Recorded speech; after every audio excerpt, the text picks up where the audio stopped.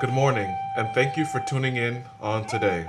The sun is out, feeling good. I might even go out and take a walk on the beach a little later on or something like that. But today's topic, life purpose.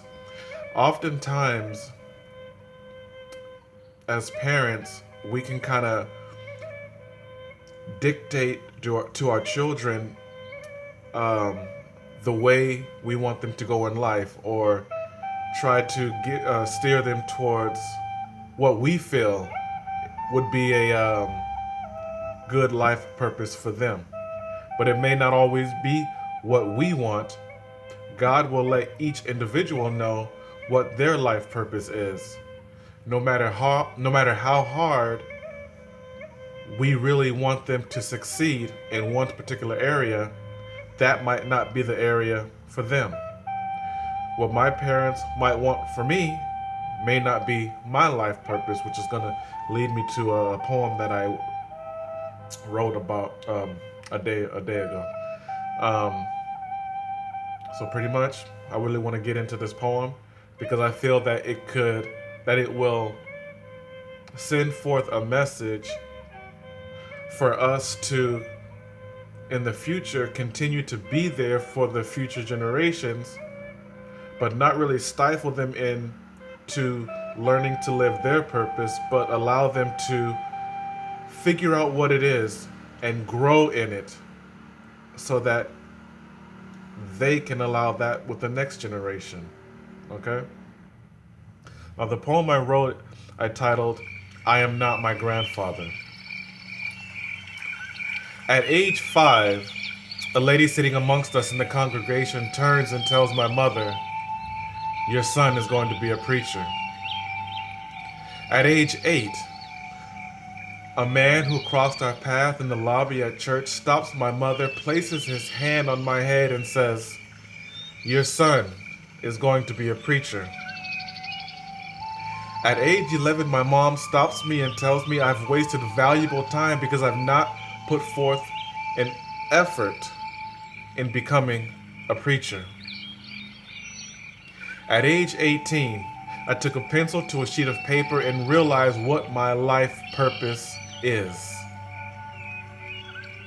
At age 35, my mom tells me Jesus began his ministry at 33, and I'm 2 years behind, and I need to catch up. At that moment, I had enough. I flipped out in a way that would make you think I wasn't raised in the church. I was madder than mad because no one realized that God never told me that I would be a preacher. That came from the people of the world. With respect, I tell my mom, my grandfather is a preacher, but that is not what I'm called to be. And she says, oh, really? How do you know? I said, because I'm 35 years old right now and I've been a poet since I was 18 years old. But you never noticed it because you've been listening to the world instead of to me. Now hear me loud and clear. I am not my grandfather.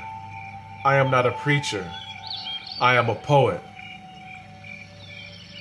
And I know this because that is who God says I am. And that's how I will change the world.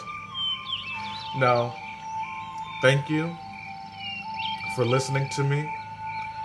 The poem is it's still in rough draft right now, but I will be smoothing it out over time. But I wrote that late Saturday night. And yesterday, Sunday, when I was at church, the pastor was speaking on the same thing. Now, the same thing as far as life purpose. Now, the pastor would want his son to be a pastor as well. But that's not his son's calling. And it's something that he had to realize, and he shared it with the congregation. And that's why I'm sharing my story with you today. Now, I want to thank you once again for taking the time here with me, Thompsonville Legacy. I want you to go out, enjoy your day, give someone a hug, give them a high five, and just let them know that you have their back. I'll see you later.